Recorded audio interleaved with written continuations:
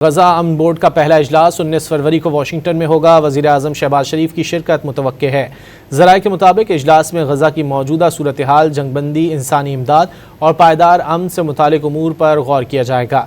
वज़ीर आज़म की इजलास में शिरकत से मुतालिक हतमी फैसला चंद रोज़ में होगा। गजा अमन बोर्ड के तमाम 25 रुकन ममालिक को दावतनामे भेजे जा चुके हैं।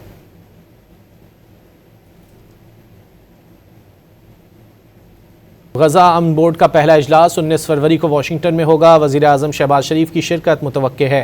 ज़राए के मुताबिक इजलास में गजा की मौजूदा सूरत हाल, जंगबंदी, इंसानी इमदाद और पायदार अमन से मुतालिक उमूर पर गौर किया जाएगा।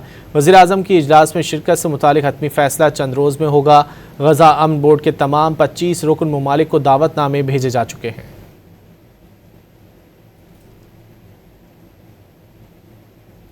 गजा अमन बोर्ड का पहला इजलास 19 फरवरी को वाशिंगटन में होगा। वज़ीर आज़म शहबाज शरीफ की शिरकत मुतवक्के है।